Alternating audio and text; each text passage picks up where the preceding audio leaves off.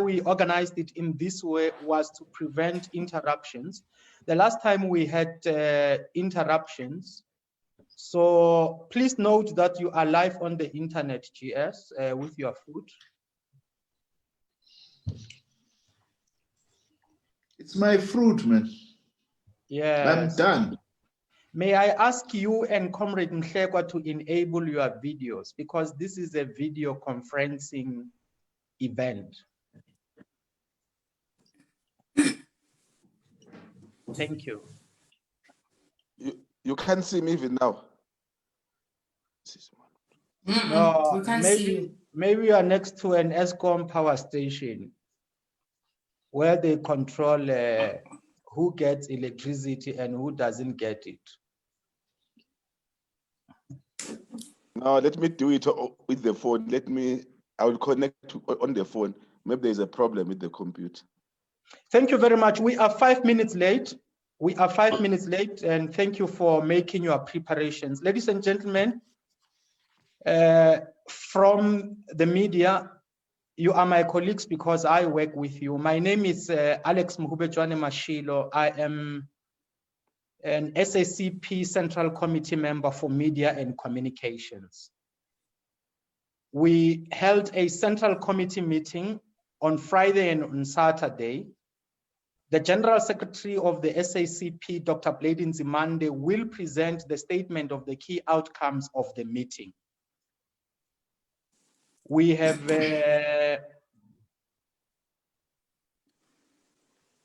Comrade Soli Mapaila, First Deputy General Secretary,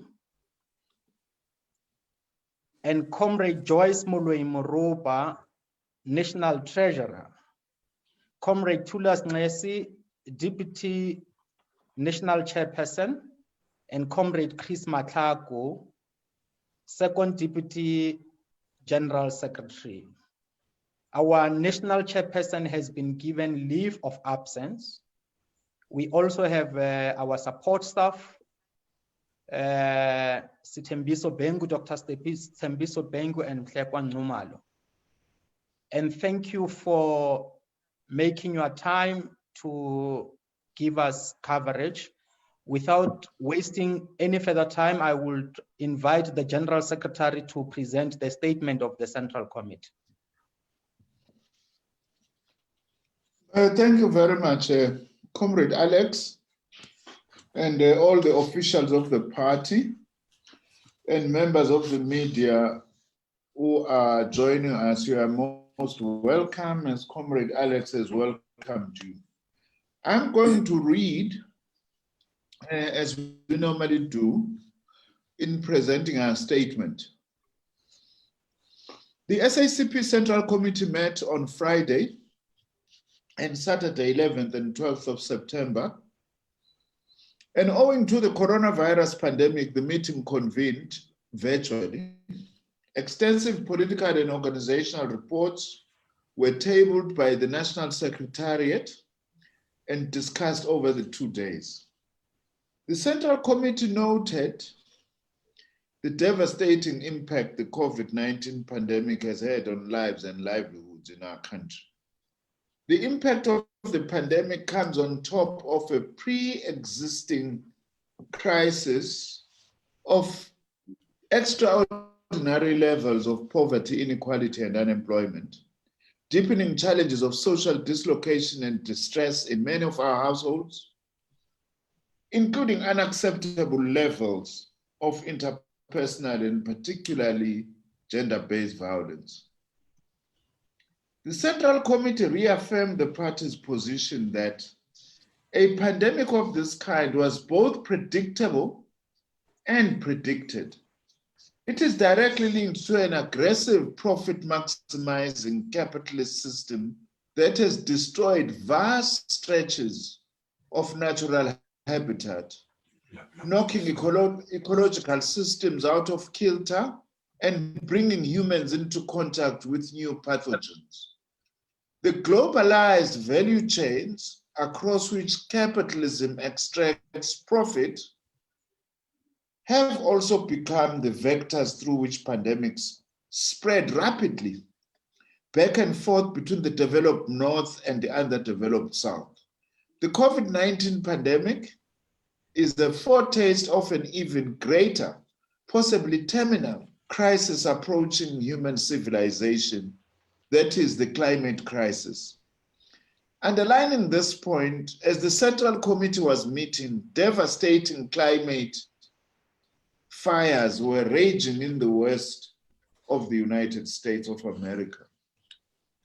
Here in South Africa, government and wider health and social responses to this hitherto unknown and unresearched COVID-19 virus have been relatively commendable, certainly when compared to the denialist and back to business at any cost demagogy of leaders in the US, Brazil, and the United Kingdom, amongst others. However, the impact of the pandemic and the necessary lockdown measures undertaken exposed all the existing fault lines in our society. Crowded townships that make physical distancing impossible, informal settlements without basic sanitation and water, weak public transport that exposes millions to unsafe commutes, households that even before COVID-19 were experiencing food insecurity, and a public healthcare system that has been chronically underfunded.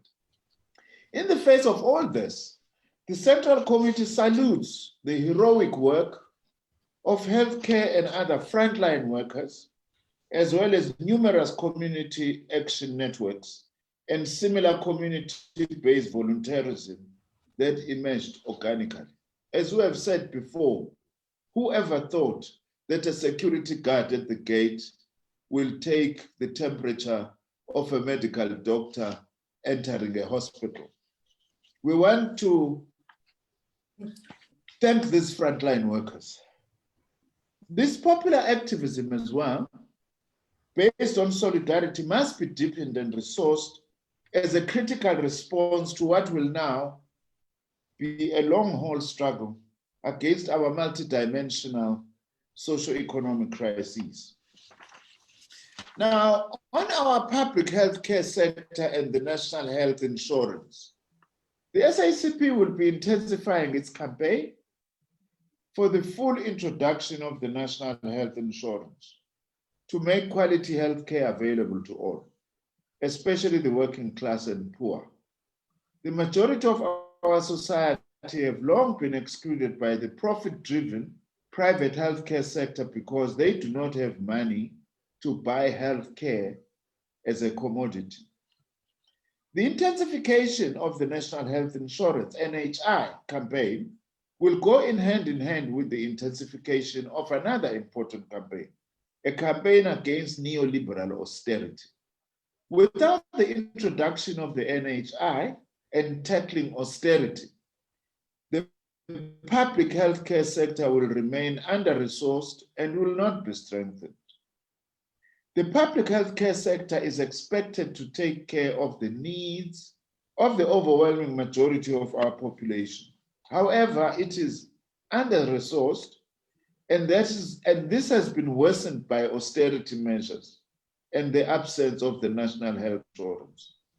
The problem is also as a result of the fact that the lion's share of our healthcare expenditure is captured by the profit-driven private healthcare sector that caters for a tiny minority. For example, the amount of contribution made by government to individual medical aid systems goes to the private sector. It doesn't go to support the public sector, which is an anomaly that we have to campaign to redress as part of our NHI campaign.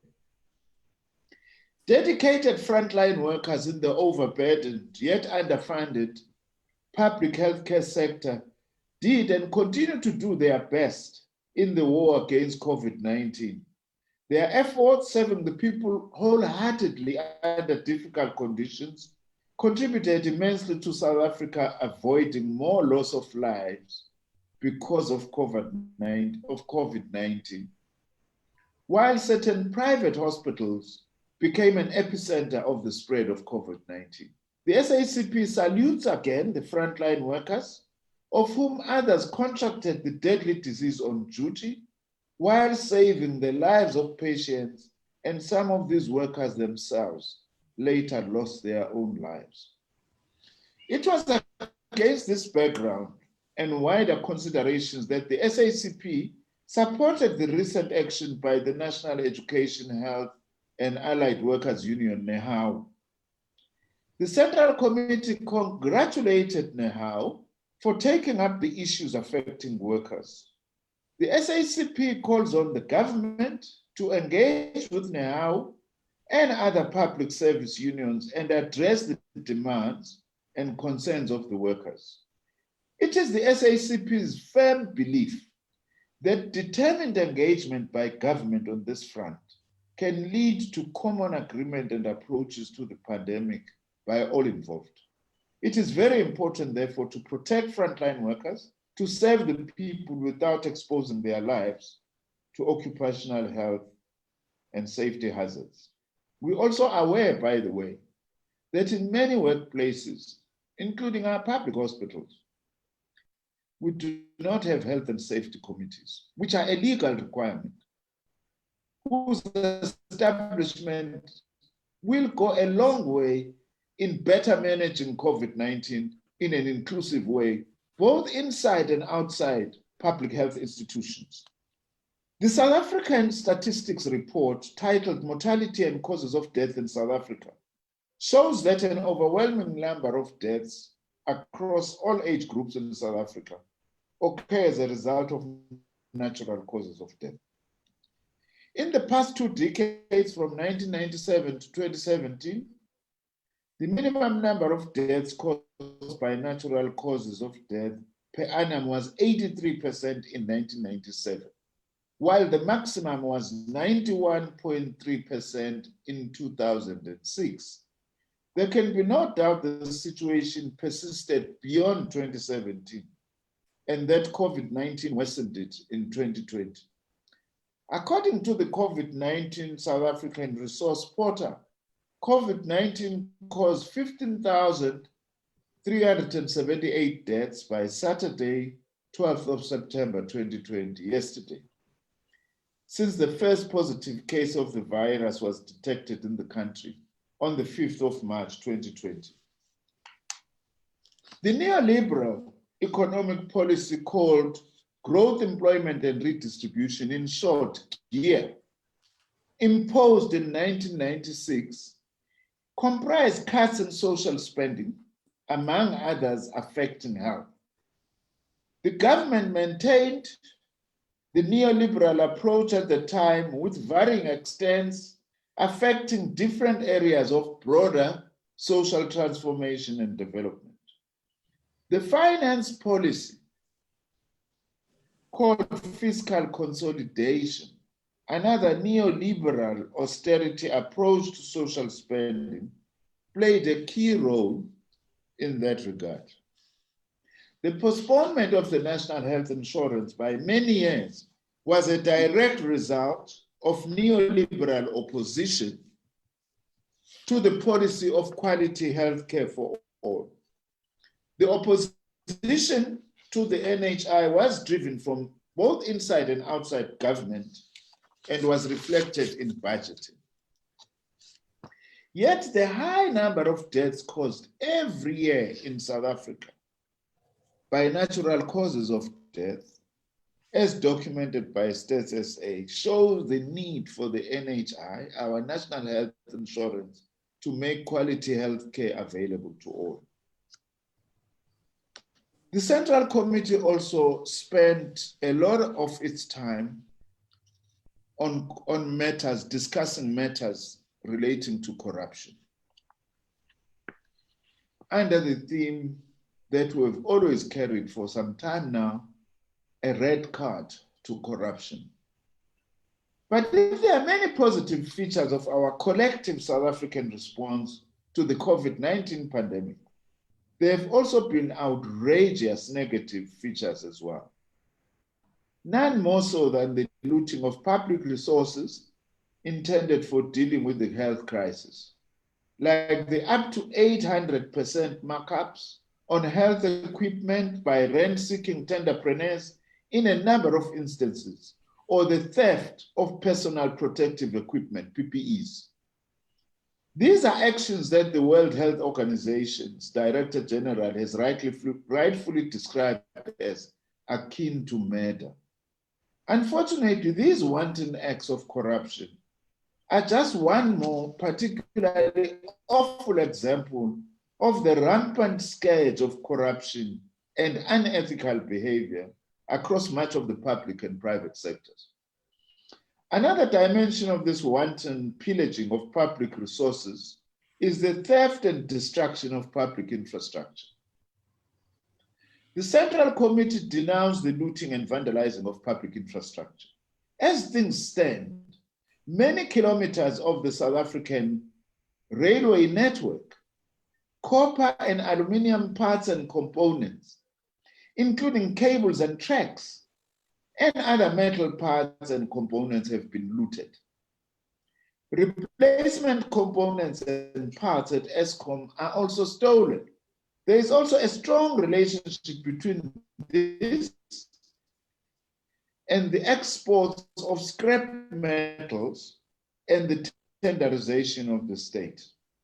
Also, many schools have been vandalized, computers and other equipment and materials have been stolen. Roadside pavement construction materials are stolen even before the construction can begin, and the list goes on. More worryingly, the looting and vandalism of public infrastructure have been unabated, judged by the astronomical damage caused and the fact that the road is still going on. This portrays South Africa as a country where lawlessness or anarchy rules in certain areas of the society, a territory where the rule of law is either weak or there is something fundamentally wrong with the state system, or a state that is demonstrably incapable of enforcing the rule of law and protecting public property.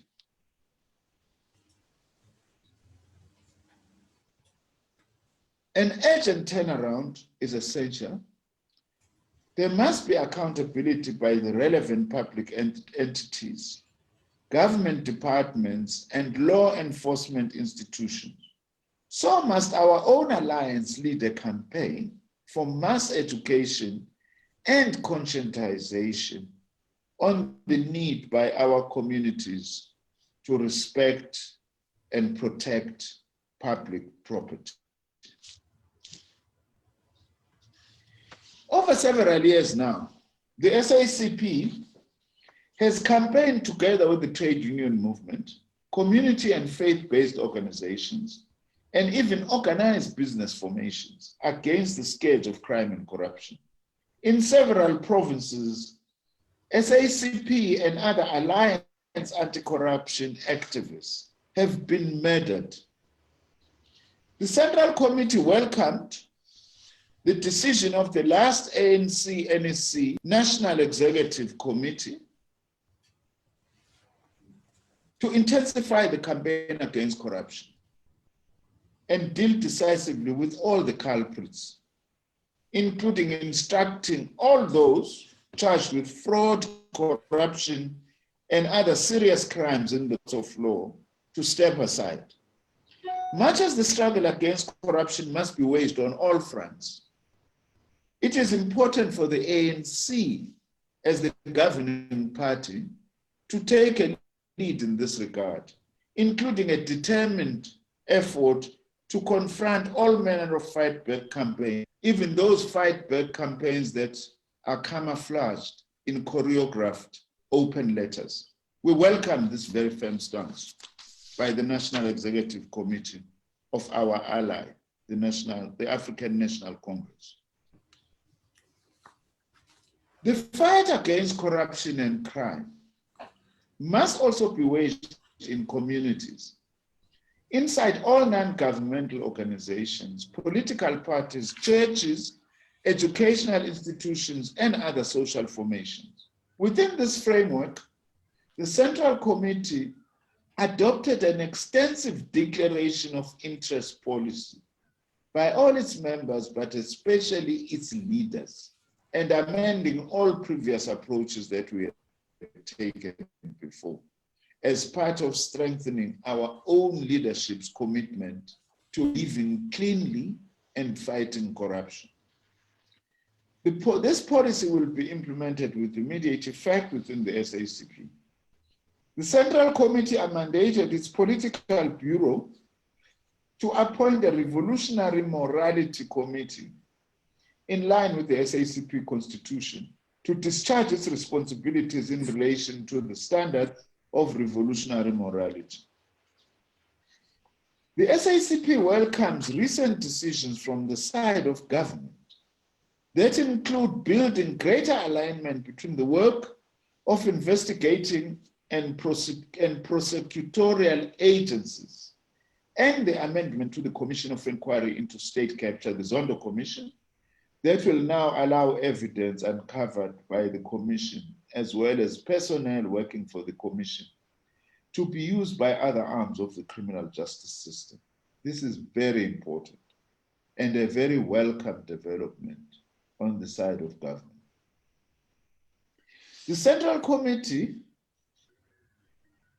also welcomed President Ramaphosa's letter to ANC members, drawing a clear line in the sand. To quote, "We might not be alone in the dock, but we are accused number one," unquote. That's what the president said. The president spoke for a great majority of ANC and alliance members and supporters.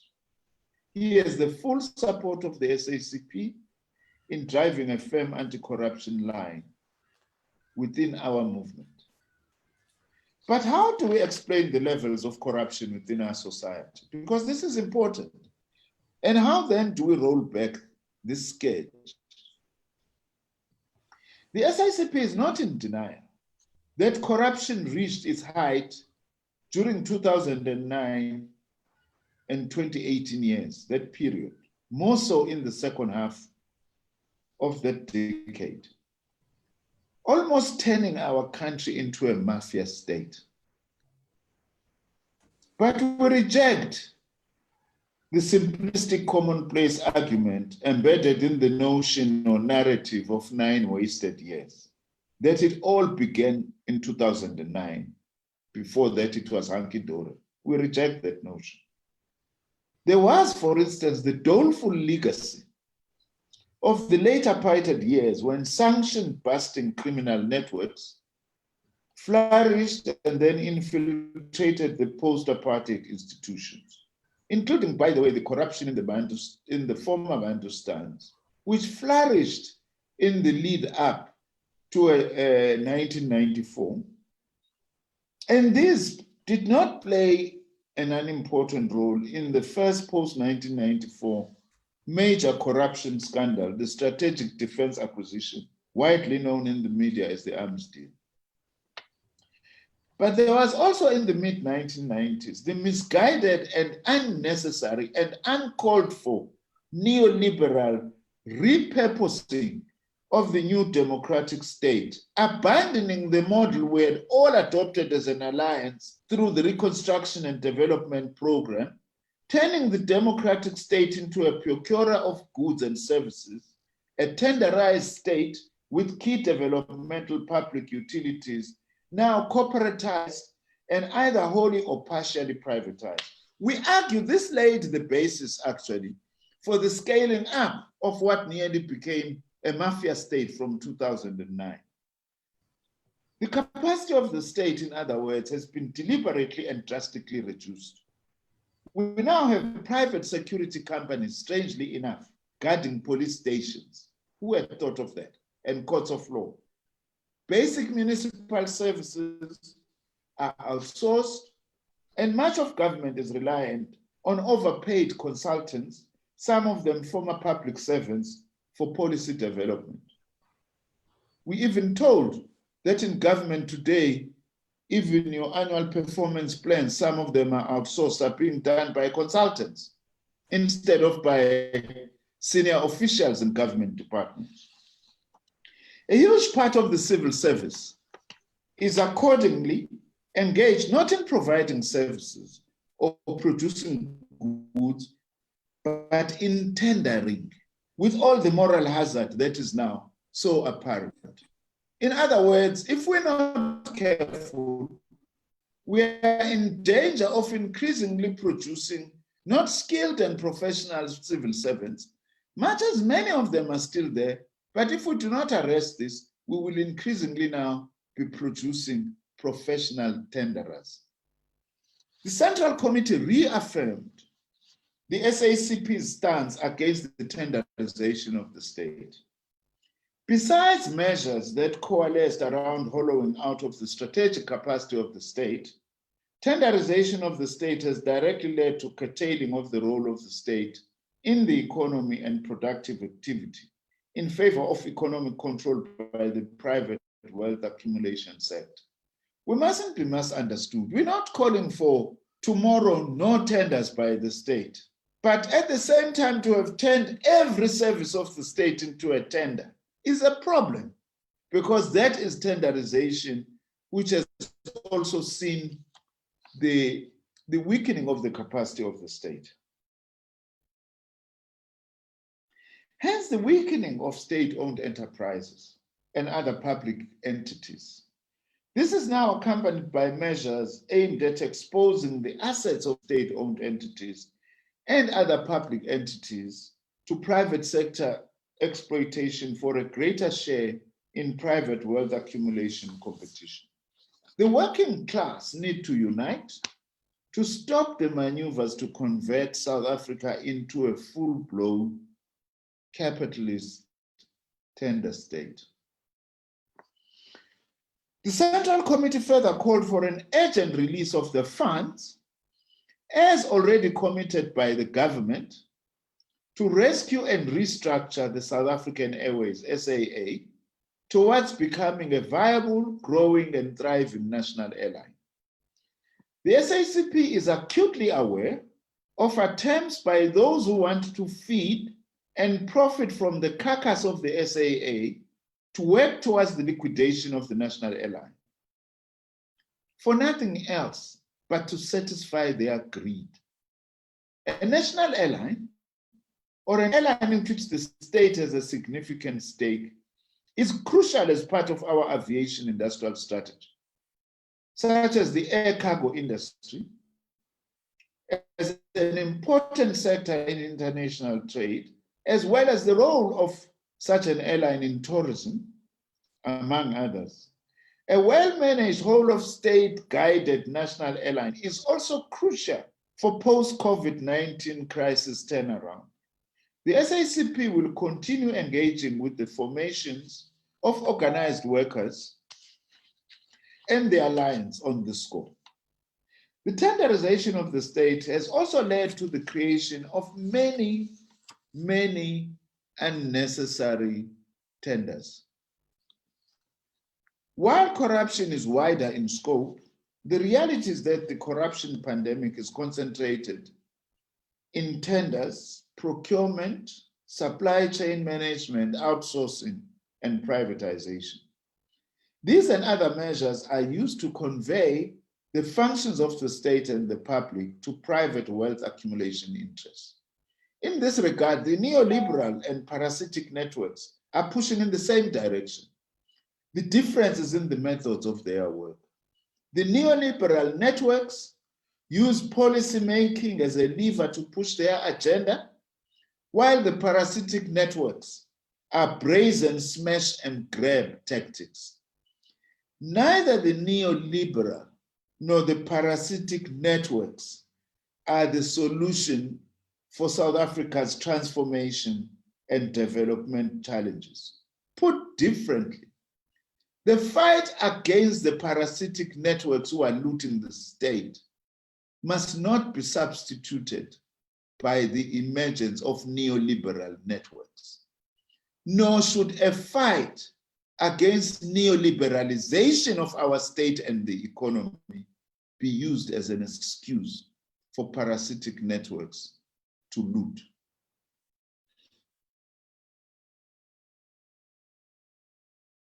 A first key priority, therefore, is to rebuild an effective criminal justice system and related institutions to deal with corruption, but also with other grave social crimes like gender-based violence. But we will not roll back corruption systemically if we do not also look at the wider state.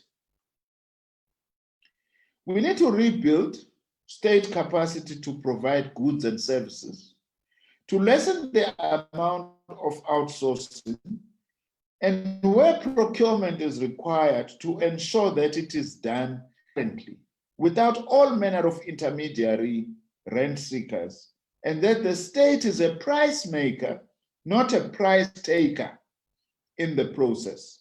At the moment, the state is procuring lots of goods, but the state is often told how much you are going to pay us for the goods you are procuring, instead of the other way around. Because we procure in such big numbers, we should be telling those who are providing those goods to say, this is how much we want to pay because of the advantage of large numbers that we procure as the state. That's what we mean, that the state should be a price maker rather than a price taker, which is a huge source for corruption. Building a capable state in our context, therefore, must mean building a democratic developmental state. We are frequently told that we do not have the resources to build a national health insurance, for instance, or that we cannot expand the public service. But those who are very silent about the massive drain of resources out of our country by monopoly capital.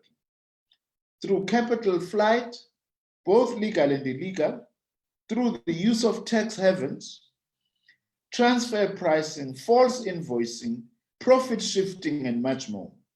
One academic study, for instance, suggests that an equivalent of some 20% of our gross domestic product was lost in this way in 2007 alone. Let alone, by the way, those who are very big sometimes claiming to fight against corruption. We are struck by their silence about a hugely wasteful government system that is based in both Pretoria and Cape Town, a colonial inheritance that continues to waste billions of rands. A key feature of a democratic developmental state must therefore be the capacity to discipline private capital. Since the mid-1990s, we've thrown away many of the instruments for achieving such a capacity. With excessive trade and financial liberalization and the failure to apply prescribed asset requirements, something the apartheid regime had no hesitation in doing. At a minimum, the SACP is saying the agreements of the 2002 Financial Sector Summit on, amongst others, implementing prescribed assets must now be done without any further delay. As the recently released SSA gross domestic product statistical release indicates, and expectedly the South African economy, like many others across the world, that it has plummeted in the second quarter of 2020 due to the impact of COVID-19. The pandemic has deepened the capitalist system's pre-existing chronic economic crisis, with serious implications for social reproduction, that is the sustenance of life by households. There is no other way forward except to drive the alliance's shared strategic perspective of the second radical phase of our democratic transition. To drive this second phase, South Africa needs a capable developmental state buttressed by popular power, the democratic power of a united working class, and other progressive strata who would like to see a better South Africa for all. Standing in the way of addressing the systemic features that underpin our corruption pandemic are therefore those forces that continue to cling to an increasingly discredited neoliberal fundamentalism. Those forces in our country that are more IMF than the IMF, more World Bank than the World Bank of 2020. Unfortunately, these include some of our people in the Treasury and the South African Reserve Bank. Not everyone, obviously. In court papers, the National Treasury has even gone so far as to say that it would be immoral to honor government's public sector wage agreement. In the midst of the COVID-19 pandemic and huge economic and social distress, the South African Reserve Bank has been prepared to inject significant liquidity into the private banking oligopoly, but declined to provide a stimulus liquidity into public financial institutions like the DBSA and IDC. President Ramaphosa's well-intentioned stimulus package, thanks to Treasury austerity fixation, is barely a stimulus at all, but it represents the rejigging of existing budgets by defunding many existing government programs. We say we must all do what we can to make sure that the president's stimulus package does indeed become a real stimulus package. While the SACP commends the consultative approach undertaken by President Ramaphosa, particularly through NADLEC, in preparing an economic turnaround plan, we fear that many excellent ideas, ranging from a universal basic income grant, a major social and economic infrastructure program, to a massive expansion of public employment programs, will either not take off or will be constrained by fiscal austerity, that they will fail to have the necessary strategic transformational impact. It's important that we make sure that these things do not fail. The working class and all progressive forces need to organize to strengthen the hand of government in this regard to ensure that we do indeed succeed in this turnaround strategy. The Central Committee denounced the National Treasury's characterization of the government's compliance with the Public Service Wage Agreement as immoral. We reiterate our call on government to honor its public sector wage agreement. The Central Committee expressed overwhelming support for the socio-economic action called by COSATU. The action will take place on the 7th of October 2020. Its objectives include anti-corruption objectives, recent work day. The Central Committee also reiterated the statement released by the SACP on the 6th of September 2020, strongly condemning the racist advert by Clicks, the company, and calling for decisive action by the South African Human Rights Commission, amongst others.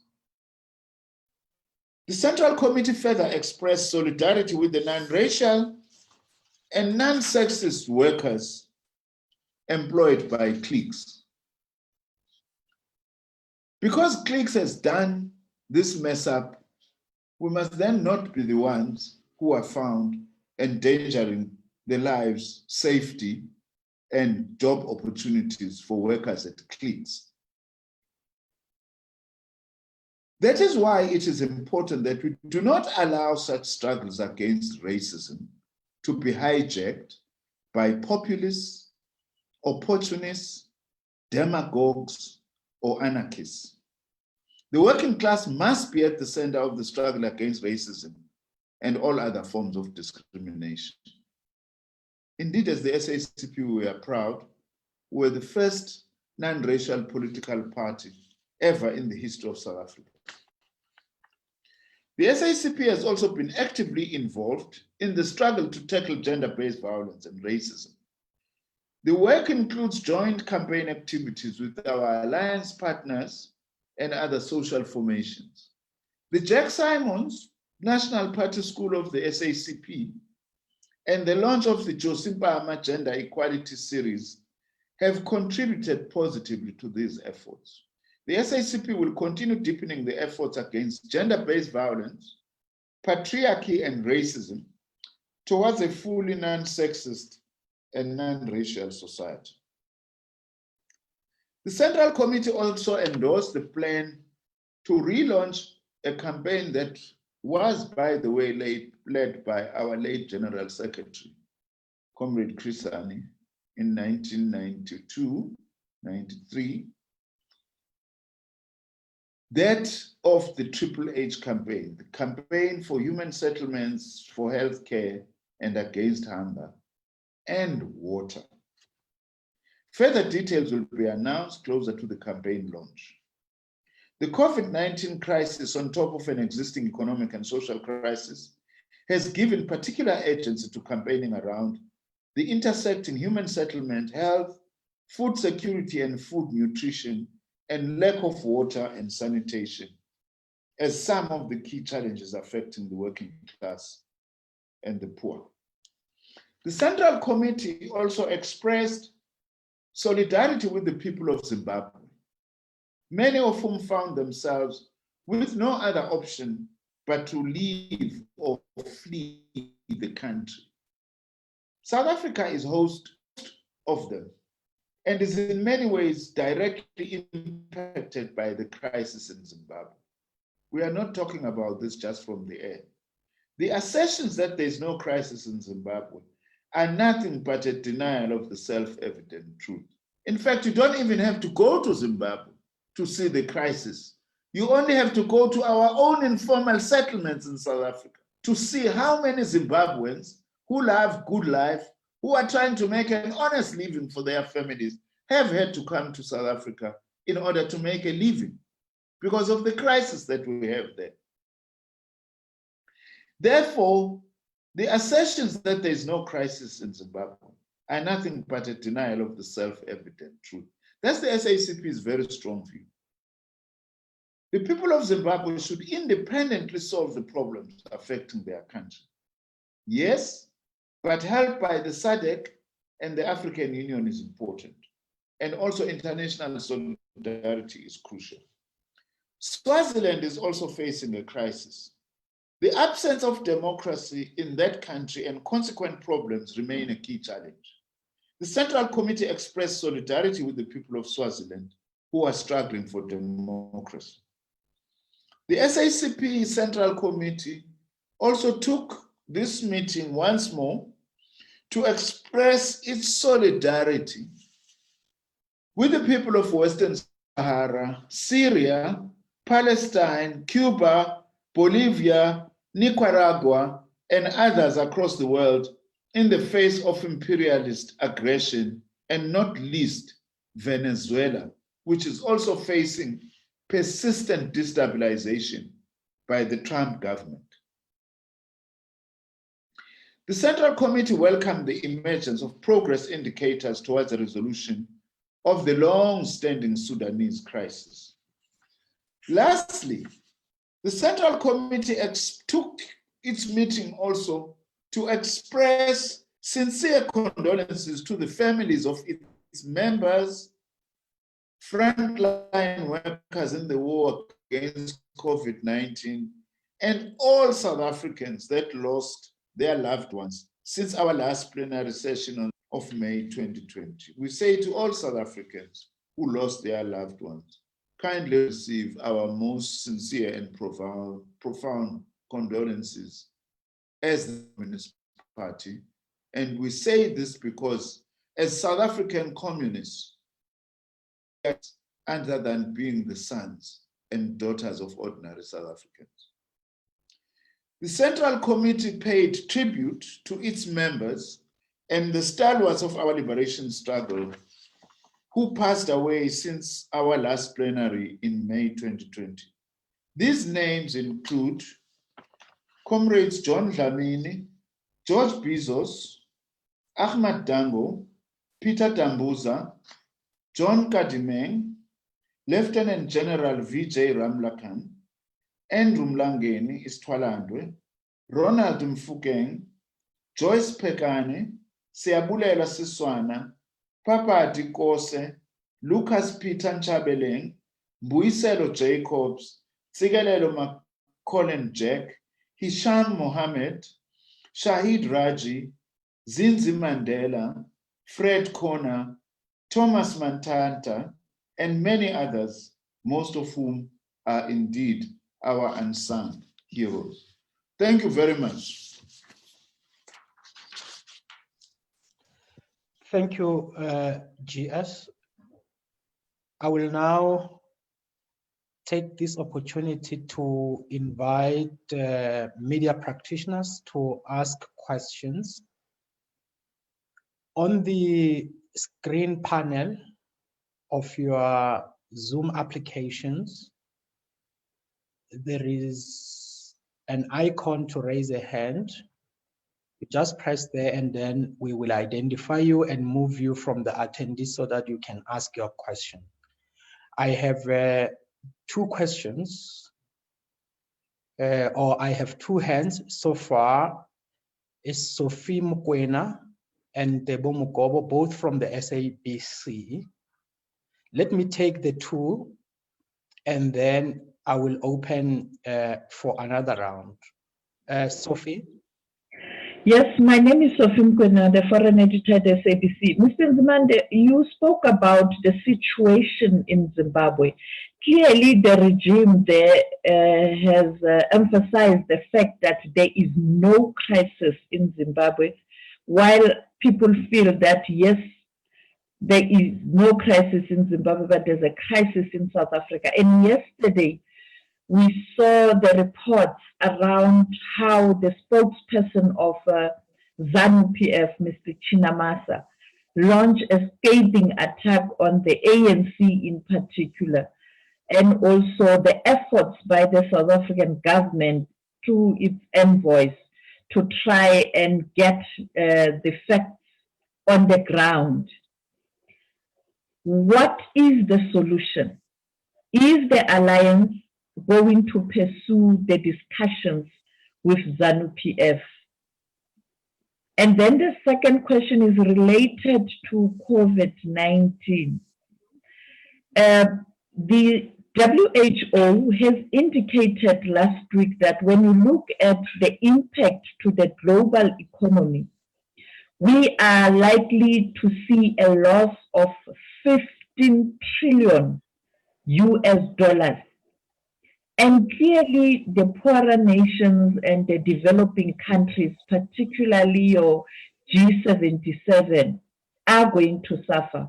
There has been a request to the G20, that includes South Africa, the only country representing Africa in the G20, and also a request directed to the G7, your most industrialized nations, to look at the issue of the debt of poorer nation, and the president saying this must be really looked at.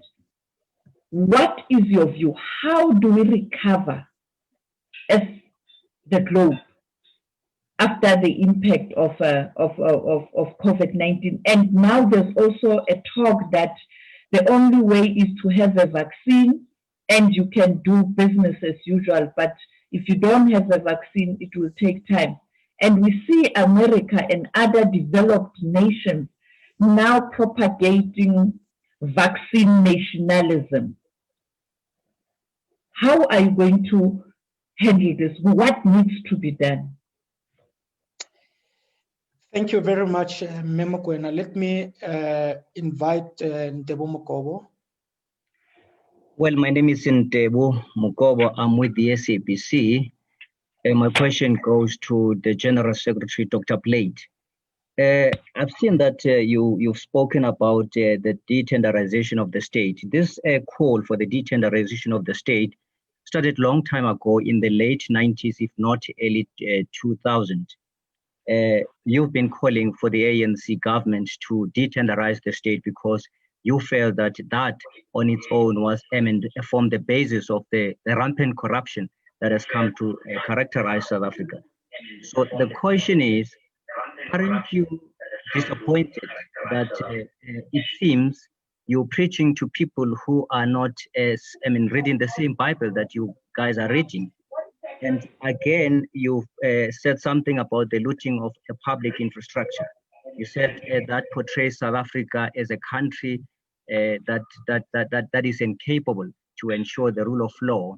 I mean, this thing has been going on for some time, the looting of infrastructure. And some people see it as the political class. It's no longer focusing on governance. Instead, they're focusing on enriching themselves. So as a result, this issue of ensuring that public infrastructure is protected seems to have taken a second, the back seat. So do you really think that while the country is so engulfed in corruption, ensuring, saving or protecting public infrastructure will really be something that the current political class will be focusing on, as opposed to enriching themselves?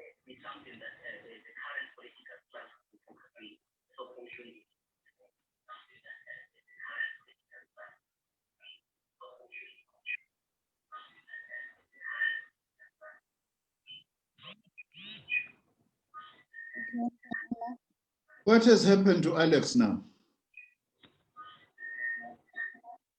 Thank you, Ntebu. I had muted myself. I invited Natasha Piri to ask her question because her hand is up. Okay. Hi, everybody. It's Natasha Piri here from the SABC News. Babi, I just want to know, in regards to still on Zimbabwe, President Cyril Ramaphosa has given the Minister of Defense and Military Veterans,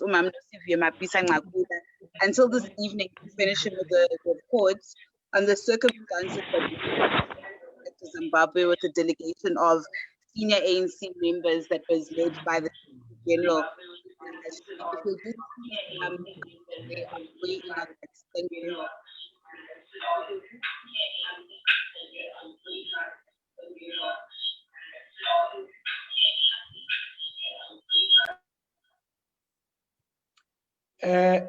Natasha, may you kindly repeat your question? Oh my gosh, am I not audible? Can you hear me now? Yes, there was an interference from the studio. Okay, sorry about that. So mine is just still staying on Zimbabwe. I just wanted a reaction from Ubab Nzimande regarding President Ramaphosa's asking the Minister of Defense and Military Veterans, Umam Nosiviwe Mapisa-Nqakula, to furnish him with a detailed report on the circumstances that led to her sharing a flight to Zimbabwe with a delegation that was led by the Secretary General of the ANC, U.S. Magashule. Okay. Thank you very much for the powerful questions asked. They really show that you are hands-on the issues and you are well ahead. I will invite the leadership of the SACP to reply to the questions. General Secretary, two Deputy General Secretaries, National Treasurer, and Deputy National Chair. I will hand over to you. Okay, thanks, Alex. Of course, my comrades will come in where they want to add, where they feel that maybe I may have left something. Look, Sophie, you know, we don't want to be seen as if we are just playing the game of semantics, fiddling while the Rome bends, you know. The fact of the matter, the starting point is that the whole of the Southern African region is in very deep economic crisis, including a crisis of what we call social reproduction, social and inability of communities to make ends meet as a result of a combination of a number of factors, some of them historical, some of them external, and others internal reasons. And it's not a sign of weakness to admit that, on the part of any ruling party or movement in any country for that matter, or in the region.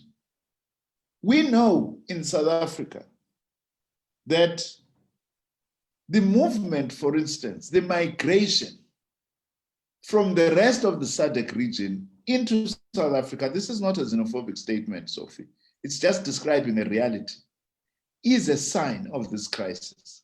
I know of many Zimbabweans who would not like to be in South Africa for that matter. But they are here because they are legitimately, many of them, trying to make a living, make ends meet. In other words, what we are having here are increasingly what one would call economic refugees. So to deny that there is a crisis, or even in Zimbabwe, is just semantics, really. We will be able, sometimes it's said that understanding and describing properly the nature of the problem, you are already halfway towards addressing the problem. And it's not a sign of weakness to actually admit that there is a crisis, a socio-economic crisis in the region, most of the African continent, frankly, worsened and exposed by COVID-19, by the way. There may be specific issues relating to Zimbabwe that, as we say in our statement, Zimbabweans themselves must solve this problem. But as the SACP, we are also saying international solidarity with Zimbabweans is important. So is the role of SADC and the African Union. So that is our approach to understanding the situation in Zimbabwe. We are not being judgmental. We ourselves, if you look at our statement, is identifying the many crisis areas and crisis points that we have as a country. And that's not a sign of being weak. The sign of weakness actually is denialism. Denialism, that's what is a sign of weakness. Not to properly understand the nature of the challenge that we face. Indeed, now we are faced, the whole world. Some people are even arguing that post-COVID is likely to become like the situation post-Second World War. Others are even saying post-Second World War was better. Maybe the situation would be like after the 1929 Great Depression. And as South Africa are aware of that, the statistics are indicating that and so on.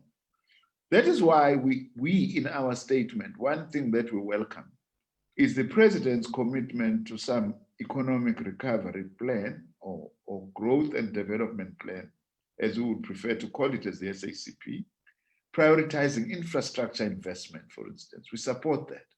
That is why, though, in supporting that, we are pointing out that there are two main dangers and threats to that plan. One is austerity, cutting everything with no prioritization, to cut our nose, to spite our face, and secondly, looting and corruption. Those are the things that are a threat, as we say in this plan. But we otherwise fully support it, and we need to ensure that we mobilize our own forces, the working class, to make sure that this plan indeed does succeed on our side. So we're going to be party, as the SACP, we have always sought to be party to the solution. We analyze because we want to find solutions. But it is going to be a global crisis. And also you are pointing at a danger, another danger, that what COVID-19 has done is not only just to further expose inequalities between the North and the South, but also it's worsening those inequalities. We are aware that government is embarking on a plan, for instance, to be supported. I'm aware in my own deployment, I'm part of that in government, so that we ensure that Africa and South Africa, we are not last in the queue, even when the vaccine is found. But also we are aware as the Communist Party that we're going to have a struggle against capitalists who will see the founding of a vaccine as yet another means of accumulation rather than as means of saving lives. that require that we are also able to mobilize. That's why in launching our Red October campaign, mentioning health, we are not only going to be talking about the NHI, we are also going to be taking up the struggles around a vaccine if and when it is found. Debo, there are many, we share your observations, but maybe we are more optimistic as the SACP that we have to win this battle. We believe that as a country, and with this commitment shown by the president and the latest commitment by the National Executive Committee of the ANC as the ruling party, we are confident that we will win the struggle against the tenderization of the state and the associated corruption that comes out of that. But it needs campaign on the ground. That's why we ourselves have launched our own anti-corruption campaign, Red Card to Corruption, and we are going to be supporting COSATU in its struggle, also waging a campaign against corruption, hoping that we will unite as wide a range of forces behind the struggle against corruption. And many other measures that are being taken, there are positive signs. For instance, the fact that government has said all PPE tenders must be published, who benefited from that. We have long been calling for this as the SACP, that part of making tenders more transparent and secretive is to make sure that we know who tenders. Gauteng was even talking about an open tender system where you can have people sitting and watching how these tenders are decided upon rather than secretly. We support that as the SACP because we think this measure, latest measure by government, we're not as cynical as some people were to say, well, what is new about listing this? It's already showing who is benefiting. And also some people are exposed that these are not manufacturers or even legitimate distributors of PPEs. They are just middlemen. They are often men, by the way. Natasha, on the issue of the Zim delegation, we did not discuss this matter as the SACP. We would rather take an approach to say, let's wait and get all the information on this matter before we start making public comments, including engaging our own ally about what really happened in this matter. After which then, from an informed basis, we are then going to possibly comment. Thank you very much. I don't know if my comrades want to add as well.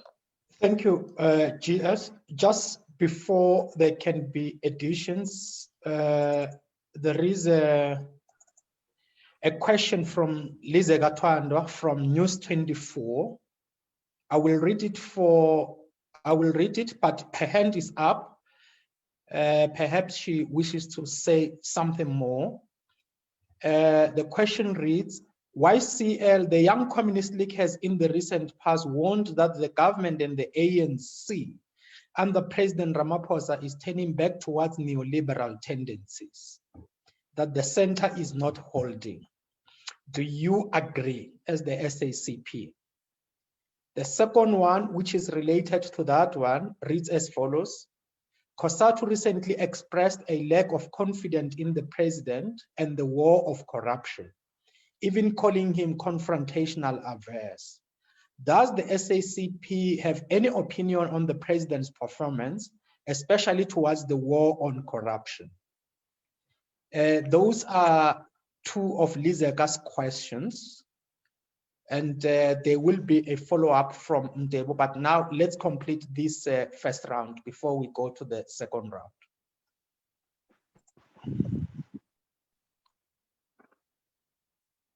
Can I just quickly come in, Alex, and let my comrades please feel free to come in. Look, in our statement, we are very clear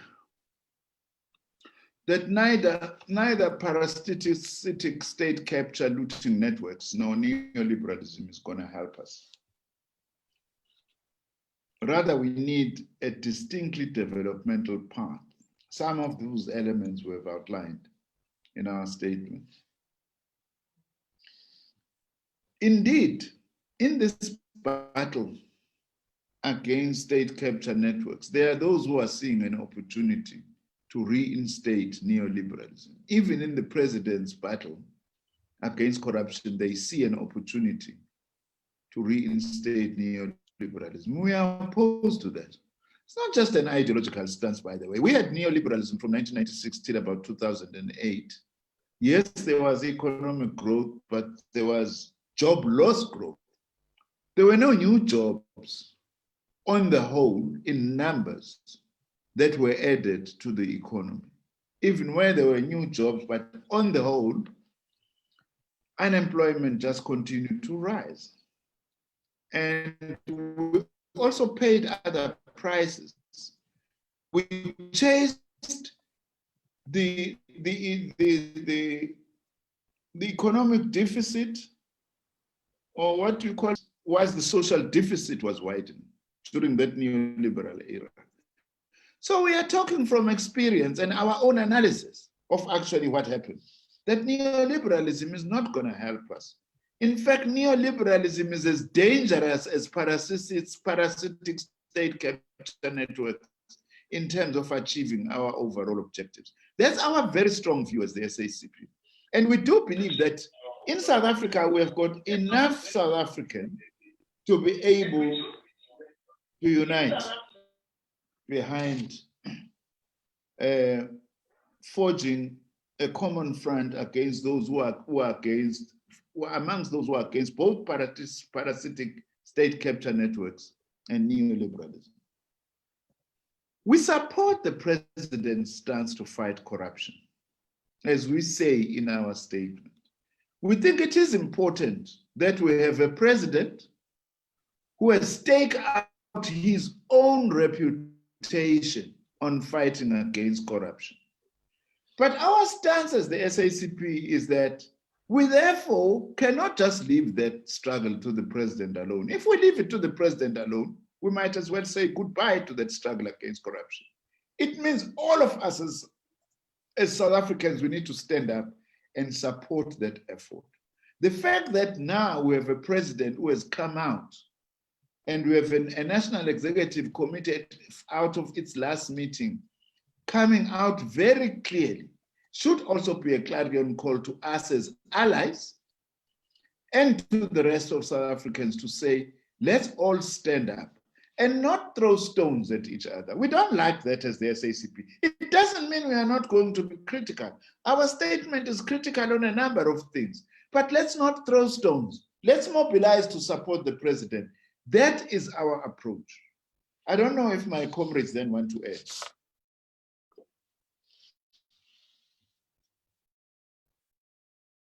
Please do, comrades. Alex, you are muted. At your age, you shouldn't forget to unmute. National Office Bearers of the SACP, I have passed half 80 some years back. No addition, no addition, comrade. No addition. Comrade Chris, Comrade Joyce. Okay, there are no additions. Let me invite back Ndebo Mukobo, who has a follow-up question. And Ndebo? Yes, Alex. My question on the looting of public infrastructure hasn't been answered. Okay. And my follow-up question would be, I've seen that the SACP had decried or denounced maybe the attitude or the conduct of the EFF on the clicks matter. You see, racists have been emboldened since the last few years. And we've seen, especially the alliance partners, COSATU as the biggest labor federation, noting all racist attitudes towards Black people. And the vanguard of the working class, the SACP, also noting and lamenting. And of course, the leader of the alliance, the ANC, also just noting all racist comments that were made or meted out against Black people. For some time, Black people have been treated as objects of ridicule. And it seems the alliance and its partners, they're only sort of lamenting, but nothing has been done. And does it have to take the EFF to get clicks and its ilk to apologize and to show remorse and to even say they're going to do 1, 2, 3, as opposed to the alliance partners, especially the vanguard of the poor Black and the working class, the SACP, to champion that, to say that we cannot allow Black people to be treated as they are 26 years into democracy. Thank you, Ndebo. I could hear that the question is drafted from the bottom of your heart. And thank you for that question. The party leadership will provide a clarification.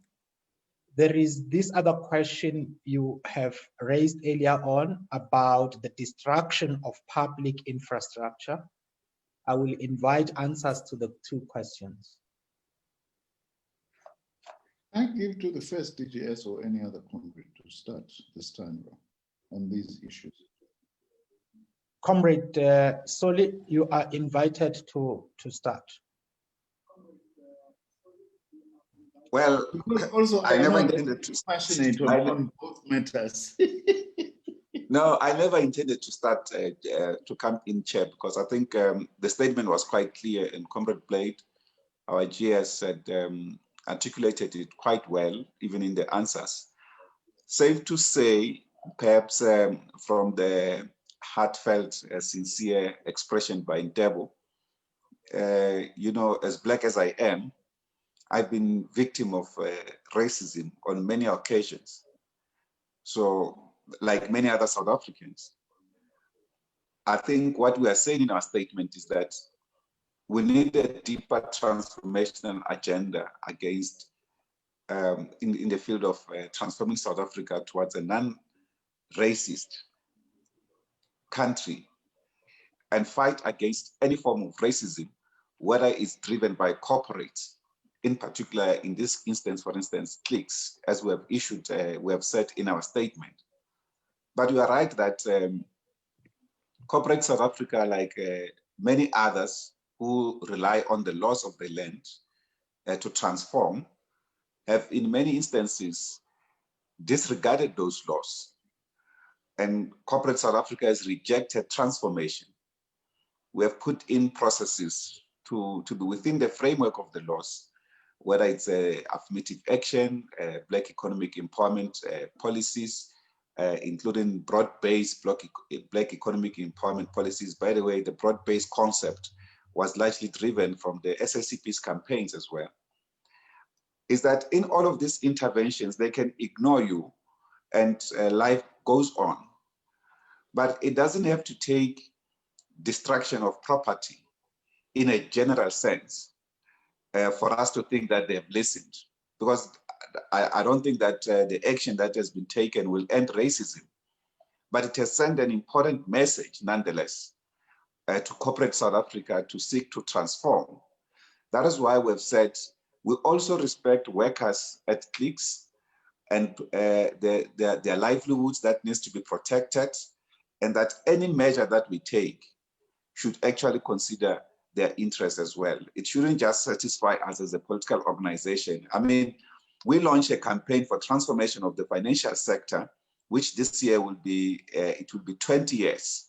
Transformation and diversification of the financial sector, where we wanted the state to build public banks, to have capacity in our country as well, the laws that will allow for cooperative banks, community banks, and mutual banks that will serve the interests of our people. In our marches across the country over these 2 decades, we never destroyed a single bank. It doesn't mean that we don't differ with the owners of the banks. We have taken them to the financial sector campaign through NetLeg and others, like the point that we're making in our statement about prescribed assets, for instance. These issues were agreed from that time. So it's important that these transformational programs are taken into account. If you take the point we're raising in our statement about prescribed assets, we didn't have to go to the IMF, for instance, but it's the neoliberals at the Treasury that decided by hook or crook, we have to go to the IMF when it was not necessary. We have enough resources in this country to tackle our challenges without tying ourselves to these international bodies. So that's just one example. But overall, we condemn violence in the strongest terms possible, because that's not revolutionary violence, if you like. We took up arms, we led our movement in taking up arms to defend and to fight for national liberation of this country. That was revolutionary violence, if you like. So the destruction of property, we launched a campaign, and I think our comrades here in Gauteng have led in that regard. Comrade Mamabula, even when he was deployed in government, he led in this campaign for people not to destroy public property and to defend public property. And not only did we do that, we launched a campaign to repair roads, for instance, in Gauteng as the Communist Party. So we want to embrace, to call on South Africans to embrace public property and public interest economy, and to see what is done by our government as belonging to all of us. So we take the points that you are raising and they are concerning us. We'll continue to fight on this to also ensure that the detenderization of the state takes place. You are right. We raised this question almost 2 decades ago, but it's now more apparent. And I think that South Africa now agrees with us. Now that South Africa agrees with us and they see the dangers that are caused by tenders, we think we are now ready to launch a massive campaign with all South Africans to do away with the tenders in the manner that they are processed today in this country, so that we can have a system where the masses of our people can participate in the general space of the economy. Thank you, Comrade Soli. Is there any further addition or conclusion? In the absence of a further addition, I will take the last question, which may or may not be a follow-up, and after that we will close the press briefing. I will allow Sophie to come back, and that will be the last one, and then we will close after the answer. Thank you. Sophie? Unmute yourself. Unmute. Yes, you are unmuted.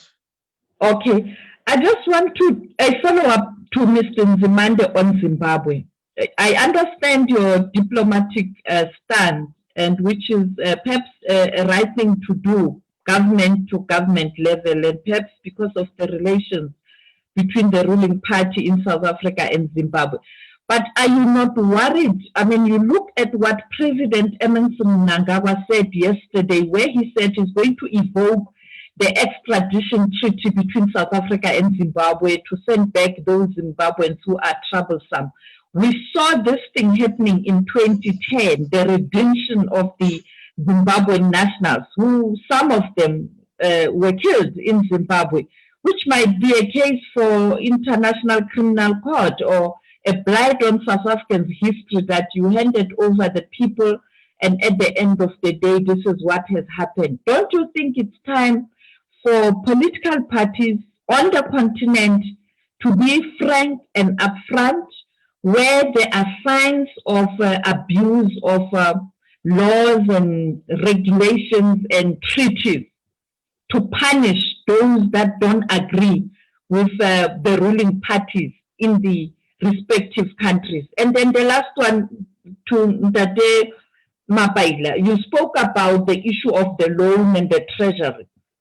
Minister Blade Nzimande is part of cabinet. I am certain this matter was raised.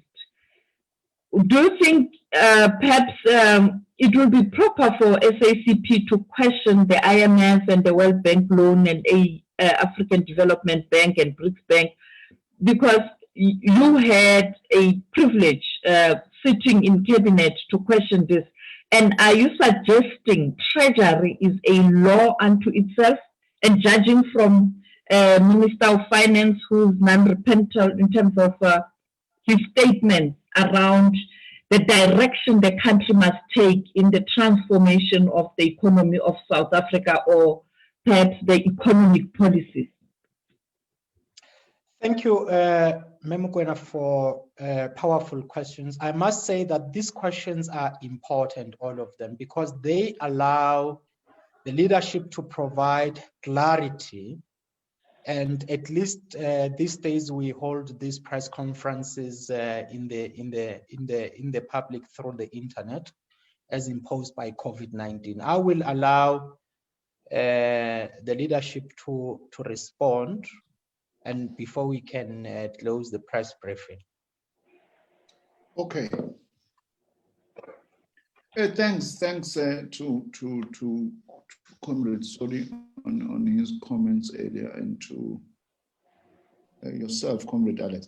Look, just before I come back to Sophie's questions, maybe just to add on Debo's question, one of the things we are committing ourselves to do as the SACP on the issue of destruction of public property is that whatever campaign we wage or we launch, we are going to embed the campaign and struggle to protect public property.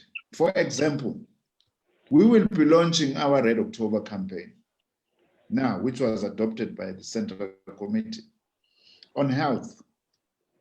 Part of what we'll have to do is the importance of protecting our clinics, so that when communities are protesting about the absence of a road, you don't destroy a clinic.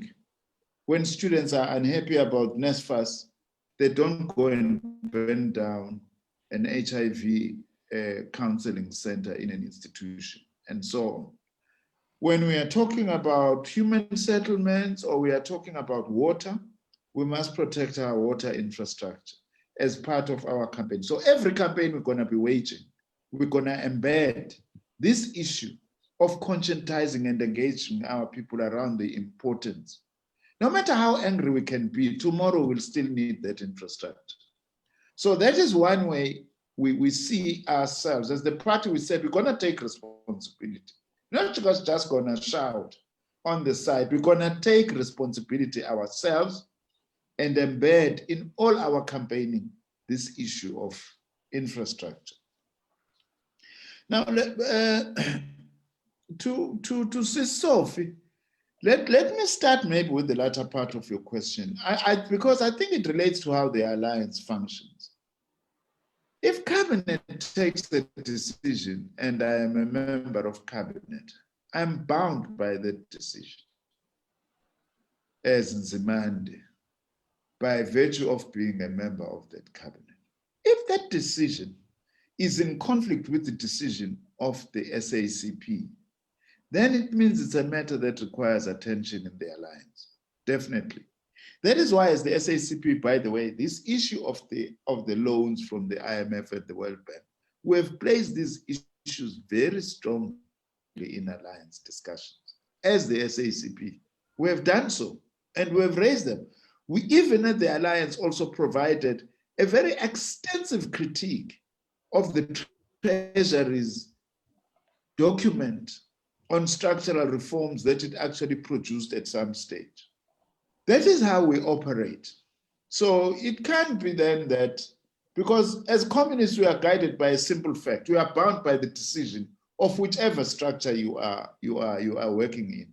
Now, I can't then come here and be saying, well, this is what I said in cabinet. No, cabinet took a decision, I'm bound by it. If it conflicts with the SACP, it means the alliance needs to discuss that. So that's an important matter that I thought I need to make. That's how we operate. Otherwise, if we don't do this, we'll destroy the alliance itself, as well as working together in government. I don't want to be responding to President Mnangagwa. It's unfortunate if he made the kinds of comments that you say that he has actually made. But that is why also as the SACP, we support party-to-party engagement very strongly. We support the ANC's reaching out to ZANU-PF to engage politically as political parties. We ourselves, by the way, we are engaging. We may not of late, although earlier around 2002, 2003, we engaged with ZANU-PF when a senior party delegation visited Zimbabwe. Interestingly, pointing out that the similar kinds of issues that are being raised now. But at the moment, we have got extensive networks with Zimbabweans, both in ZANU-PF, we have got comrades that we engage with as the SACP, as well as in the opposition parties. We also now have got a very close relationship with the newly formed Zimbabwe Communist Party. It's still small. We hope it's going to grow. We engage with them on a whole range of issues, including self-critically looking at ourselves and our respective strategies. That is why it is unfortunate that when a government delegation goes to Zimbabwe, it does not meet with other formations and forces as well, because that should not ideally be a threat. But it's unfortunate that it actually happens. I'm not sure about the details of changing the laws on the part of President Mnangagwa to get people back to Zimbabwe and so on. I'm not so sure whether that is the best way to actually deal with this situation. But we don't want to be too judgmental. It's unfortunate, though, if such statements have actually been made. But engagement is very important, as you say.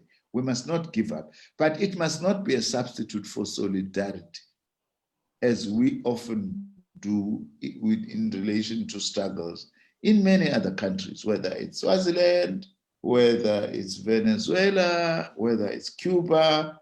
There's nothing that rules out Zimbabwe as and when we feel appropriate to actually express solidarity, which we have done with the Zimbabwean people, you know, and seek to push them towards finding a solution to whatever problems that they are facing.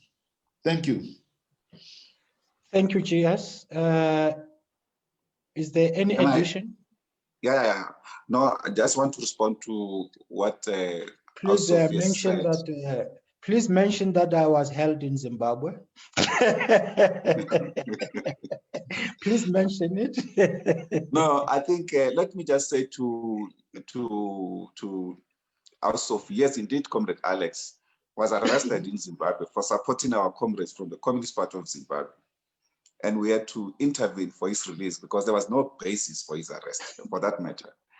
But I think there's growing authoritarianism in Zimbabwe, which we reject with the contempt that it deserves, particularly from our comrades in ZANU-PF. We don't think that a revolutionary movement should decline in its ethos and democratic practices in the manner that is happening. Whilst denying it, we see many Zimbabweans running away from their own country. And I think if any revolutionary movement will think that they can achieve any objectives without their people, it's a pipe dream. But on the question that you raised, the GS touched a little bit on it regarding the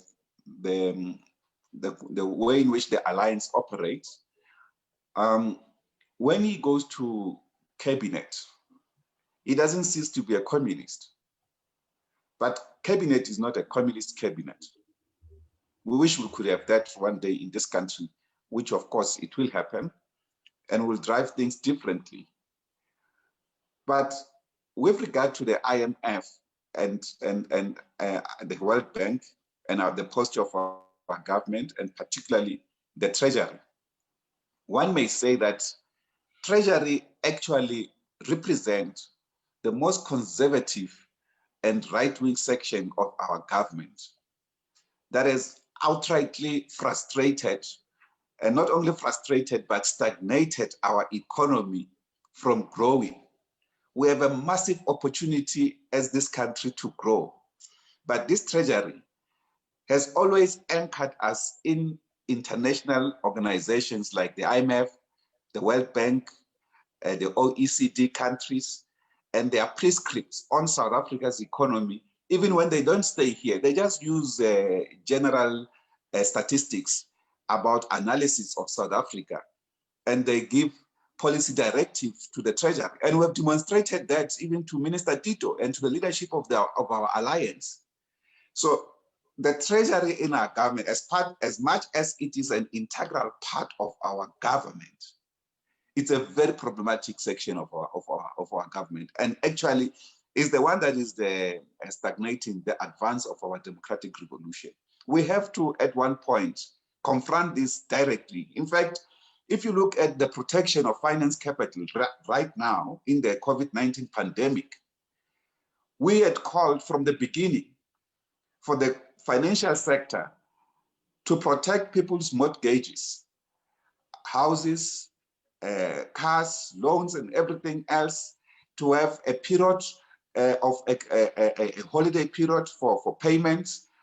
But what Treasury agreed with the banks was extremely nonsensical, something that actually extended by many years the loans of people.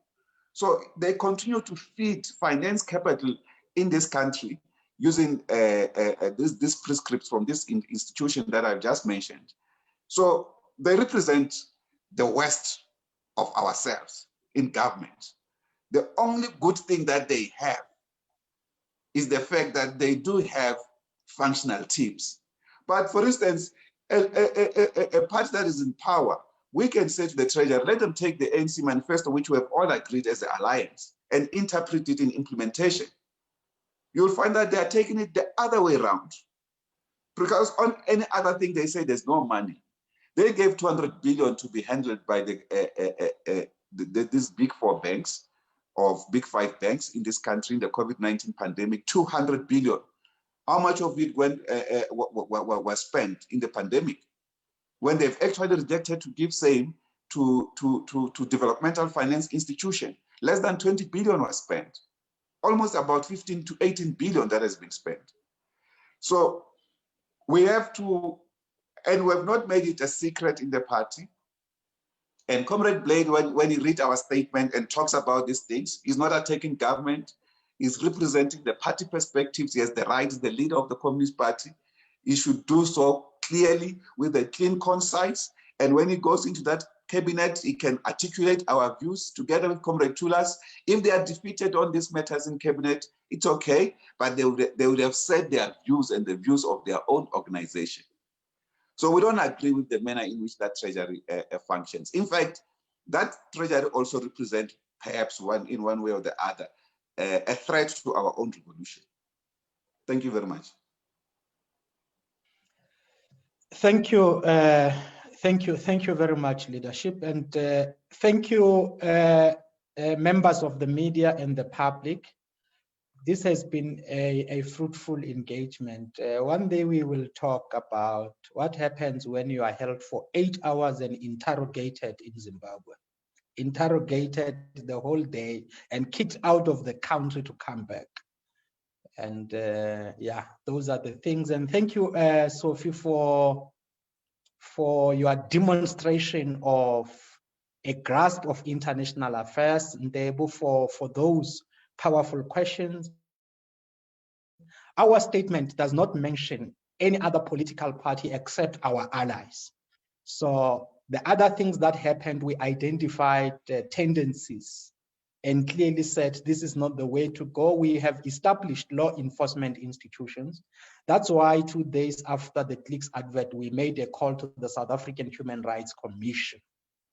And we are looking forward to the people of South Africa supporting us, because as our statement says, there is no way a train will move in South Africa. The rail network has been looted, cables have been stolen, tracks have been stolen, and many other things are gone. This thing is to set us back. We don't want a situation where in future we will say we used to have trains under apartheid, and under democracy, the state was sleeping and some of its leaders were stealing and looting and not protecting public property. So this is a very important direction. We wish to thank you very much, and thank you to the SABC, to Newsroom Africa, to News 24, to the Independent Media Group, and all others who graced our press briefing. This is an important interaction that allows us to communicate our views. We would like to sincerely express our gratitude to yourselves. Thank you very much, and thank you to the leadership of the party. Thank you, Rialeboga. Thanks, comrades. Thank you, comrades. Enjoy the rest of your Sunday. Thank you, Lopal, as well. Enjoy that site. All right, thanks. Oh, I just saw a question. You know, the communication world is so broad. My apologies to Mercedes Percent. I saw your question on the cell phone. after the press briefing. I will ask the minister. My apologies. I must mention it publicly that I saw your question on the cell What is phone the question? after the press briefing. Mercedes percent. What was Yeah, my apologies. I question? will.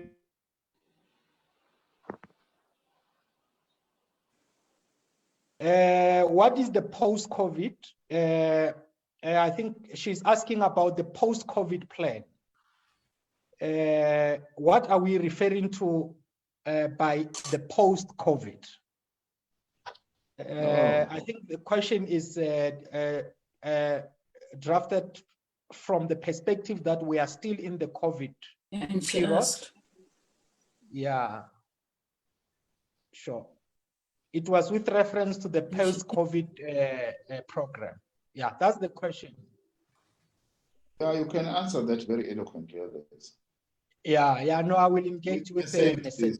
No? Yes, yes. Thank you very much. We are now stopping the live streaming.